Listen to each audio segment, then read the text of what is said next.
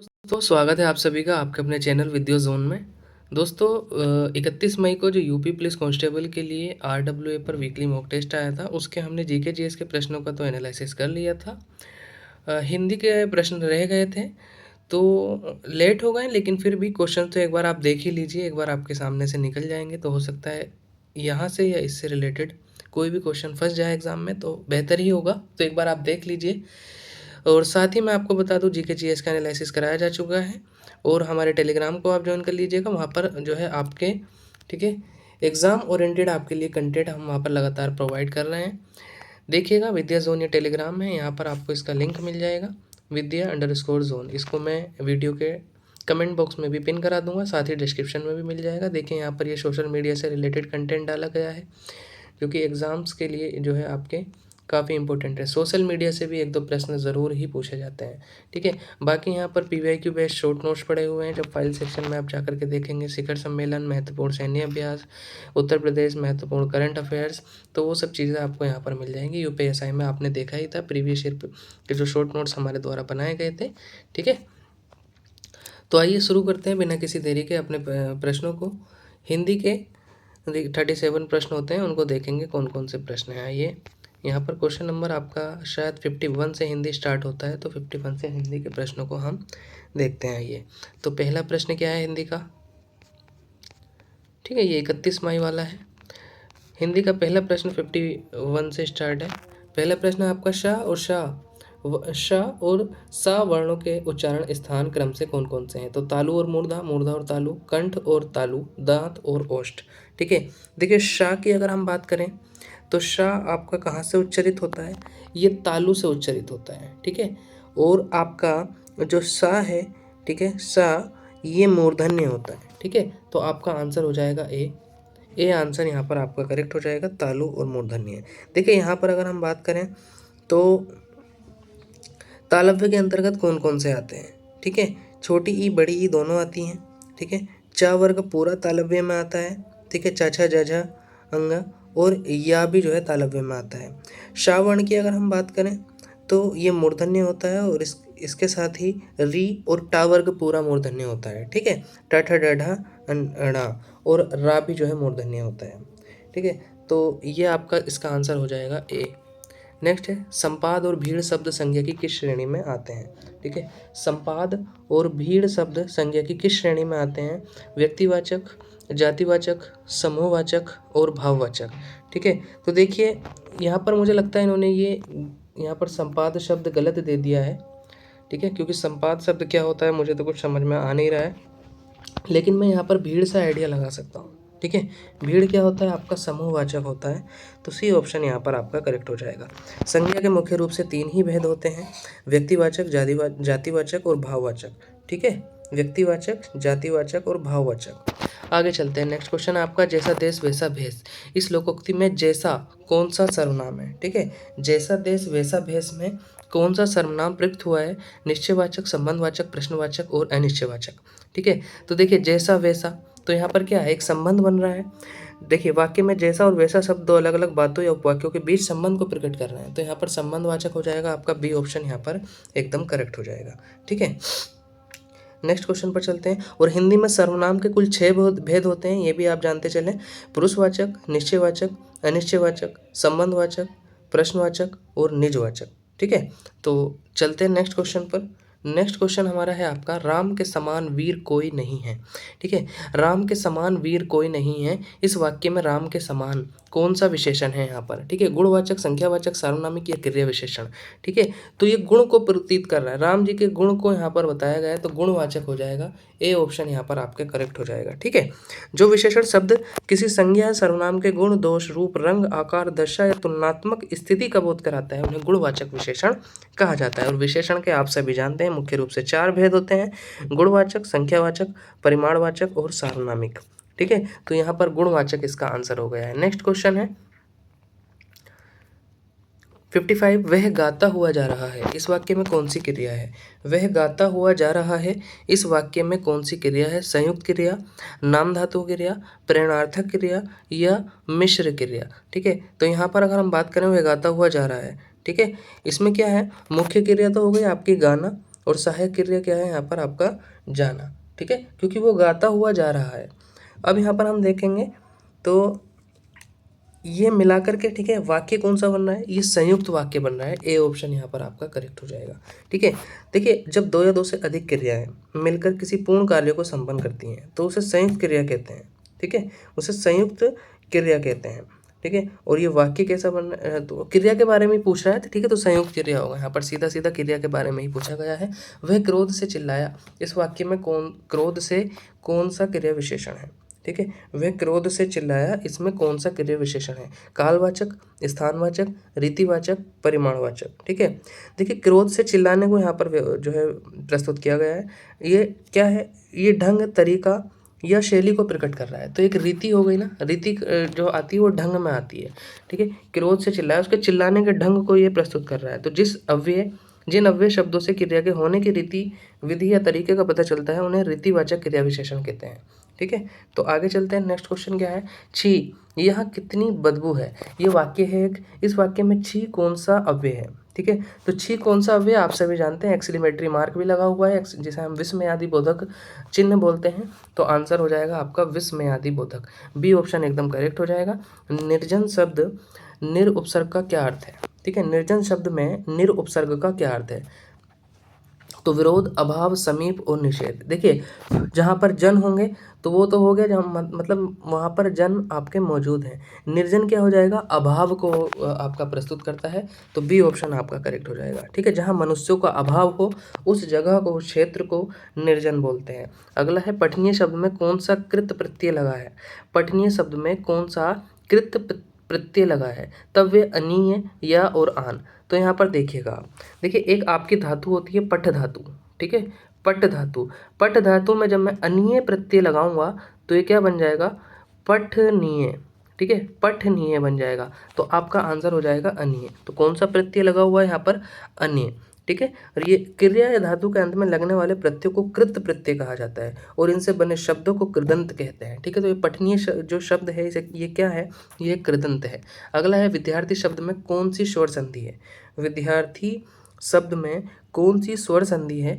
यहाँ पर आपके ऑप्शन है गुण संधि, वृद्धि संधि, दीर्घ संधि और यड़ संधि। तो पहले तो आप जान लीजिए संधि के 3 भेद हैं, ठीक है, संधि के 3 भेद हैं आपका, स्वर संधि, व्यंजन संधि और विसर्ग संधि। उसके बाद आ जाती है स्वर संधि, और स्वर संधि के भी 5 भेद हैं, दीर्घ, गुण, वृद्धि, यण और अयादि, ठीक है। अब पूछ रहा है कि विद्यार्थी शब्द में कौन सी संधि है भाई, तो विद्या प्लस अर्थी, ठीक है, विद्या प्लस अर्थी। तो देखिए, आ पे ही समाप्त हो रहा है और आ से ही शुरू हो रहा है, तो दीर्घ संधि हो जाएगी आपका, सी ऑप्शन आपका करेक्ट हो जाएगा। कर्मण्य का विलोम है, ठीक है, कर्मण्य का विलोम है। यहाँ पर पूछ रहा है कर्मठ, अकर्मठ, अकर्मण्य और अकर्म। तो कर्मण्य का विलोम आपका हो जाएगा अकर्मण्य, सीधा सीधा सी ऑप्शन यहाँ पर करेक्ट हो जाएगा, ठीक है। देखिए, व्यंजन का व्यंजन से अथवा किसी स्वर से मेल होने पर जो परिवर्तन होता है उसे, ठीक है, हम बोलते हैं व्यंजन संधि, ठीक है। व्यंजन संधि के बारे में यहाँ पर आपको मैंने बता दिया है। आगे चलते हैं, नेक्स्ट क्वेश्चन है, प्रातः काल में कौन सी विसर्ग संधि है, तो प्रातः काल में कौन सी विसर्ग संधि है, सकार, शकार, लोप और रकार।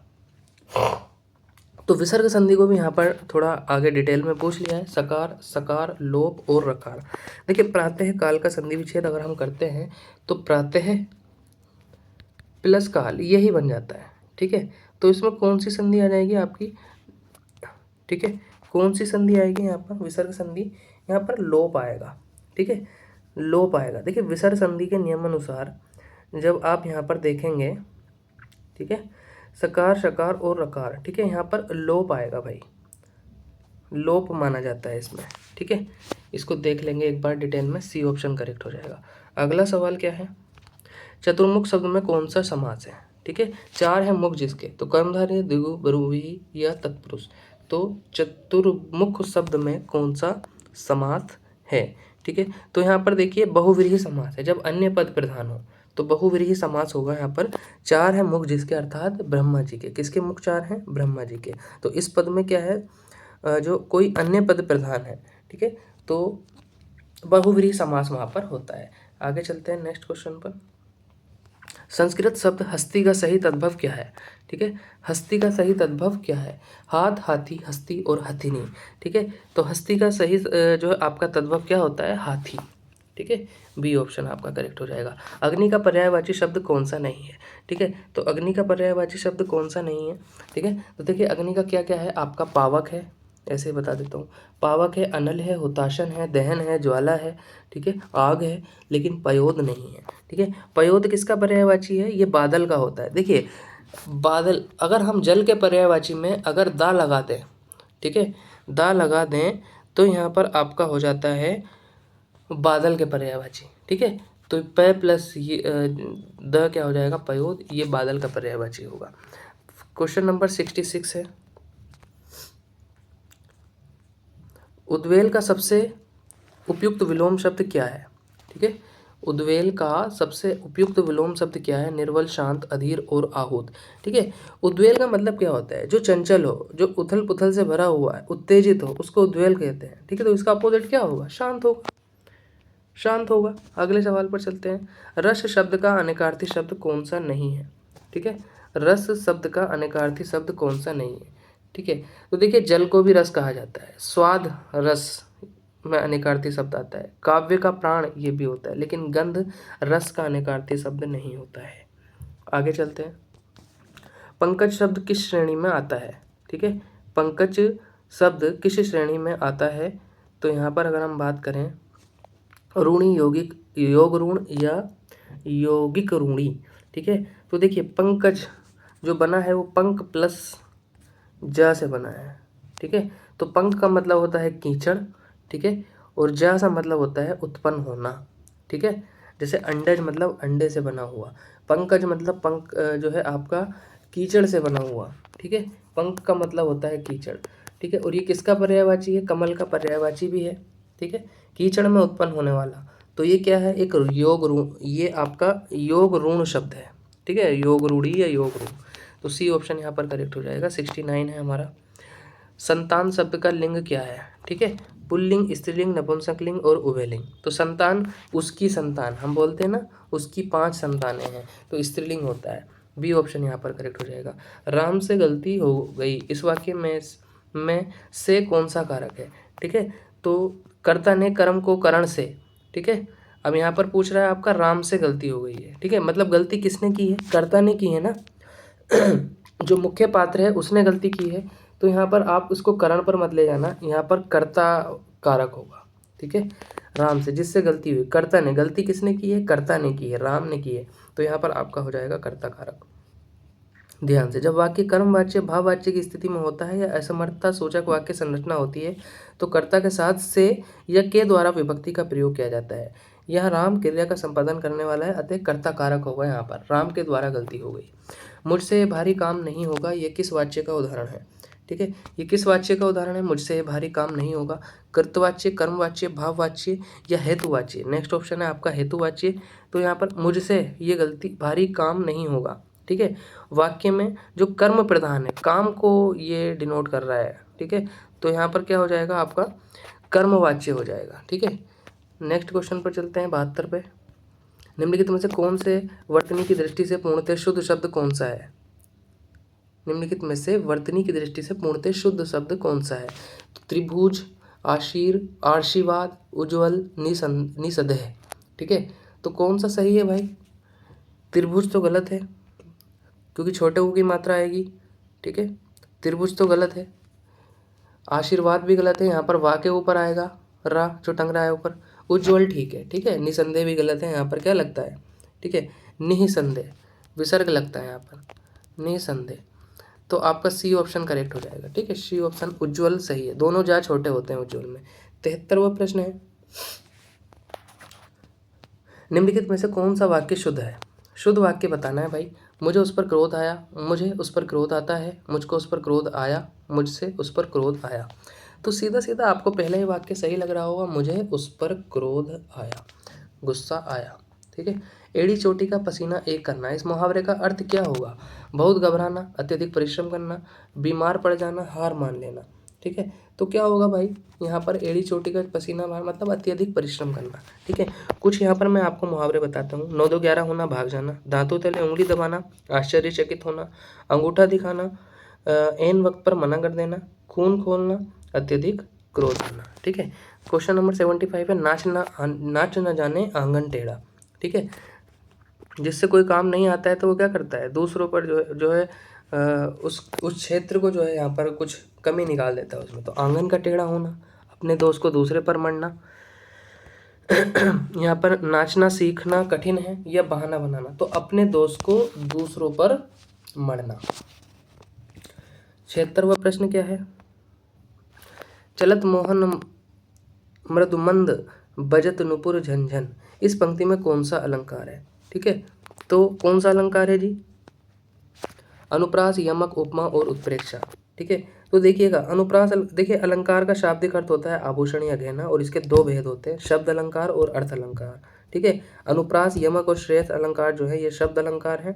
ठीक है, और यहाँ पर अगर हम बात करें तो चलत मोहन मृदु मंद बजत नुपुर झंझन। ठीक है, तो यहाँ पर माँ वर्ण की जो है आवृत्ति हो रही है, मोहन में, मृदु में, मंद में, तो अनुप्रास अलंकार हो जाएगा। जब एक ही वर्ण की आपत्ति जो है आवृत्ति होती है बार बार, तो वहाँ पर अनुप्रास अलंकार होता है। नेक्स्ट,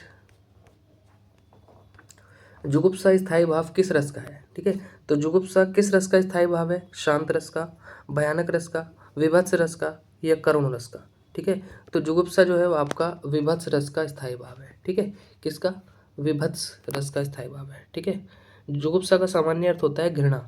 ठीक है, घृणा होता है। और शांत रस का स्थायी भाव निर्वेद या शम होता है। भयानक रस का स्थायी भाव भय होता है। करुण रस का स्थायी भाव शोक होता है। ठीक है, ध्यान रखना। तो रस को काव्य की आत्मा भी माना जाता है। आचार्य भरत मुनि ने अपने ग्रंथ नाट्य शास्त्र में केवल 8 रसों का उल्लेख किया है।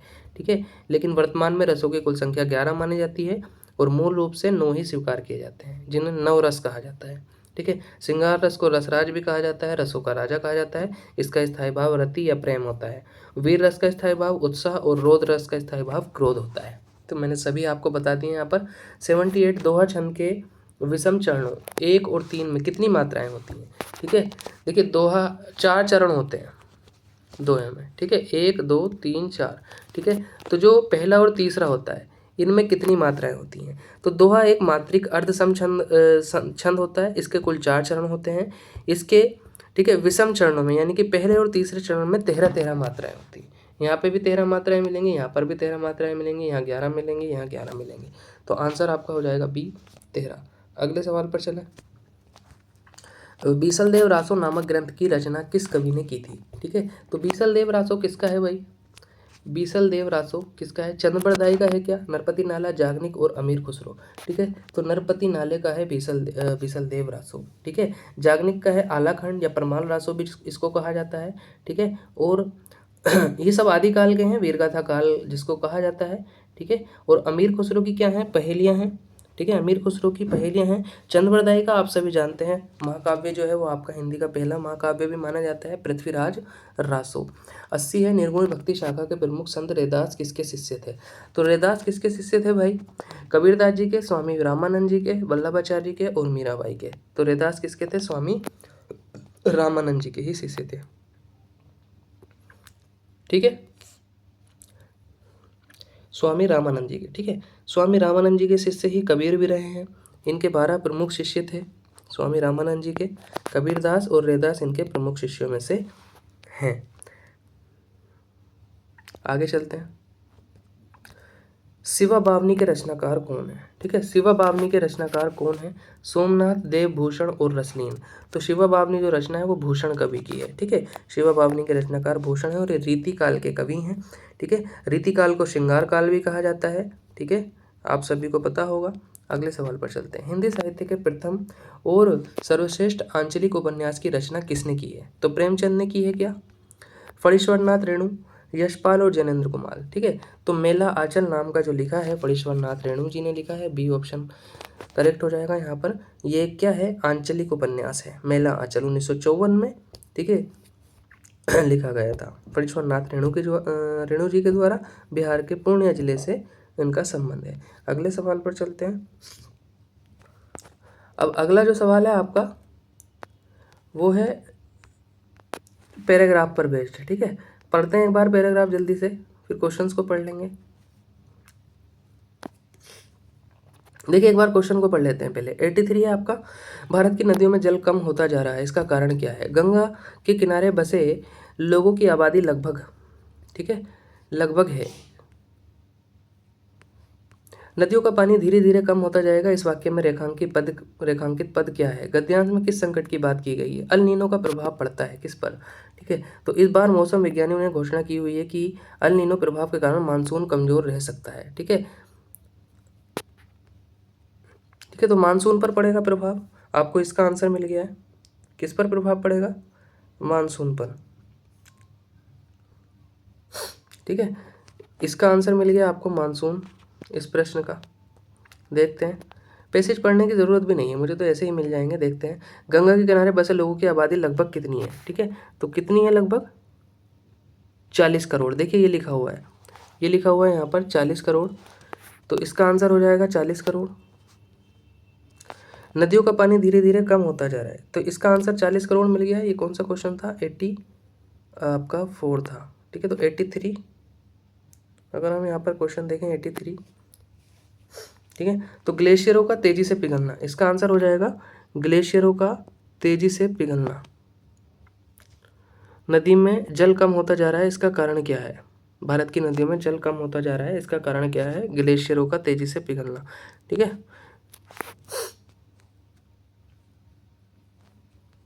ग्लेशियर बताए जाते हैं, ठीक है, ये लिखा हुआ है। तो ये भी हो गया, ये भी हो गया, 83 एंड 84 हो गया है। नदियों का पानी धीरे धीरे कम होता जा रहा है, तो धीरे धीरे में क्या है? ठीक है, धीरे धीरे में जो ये रेखांकित पद है, ये क्या है? विशेषण है, क्रिया विशेषण है, क्रिया है या प्रविशेषण है? ठीक है, तो ये क्रिया विशेषण है, क्रिया की विशेषता बता रहा है ये, ठीक है। सी ऑप्शन यहाँ पर आपका करेक्ट हो जाएगा। तो 85वां भी हो गया। 86वां मैंने आपको अभी नहीं बताया, 86वां का आंसर क्या होगा? गद्यांश में किस संकट की बात की गई? खाद्य संकट की तो बात नहीं है, रोजगार संकट की भी नहीं है, मुझे लग रहा है जल संकट की बात की गई है, तो आंसर हो जाएगा आपका सी। और इसका आंसर मैंने आपको बता ही दिया है, मानसून पर।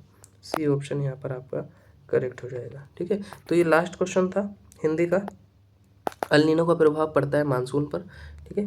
तो ये हिंदी का लास्ट क्वेश्चन था। एंड करते हैं वीडियो को। बहुत बहुत शुक्रिया आप सभी का, धन्यवाद।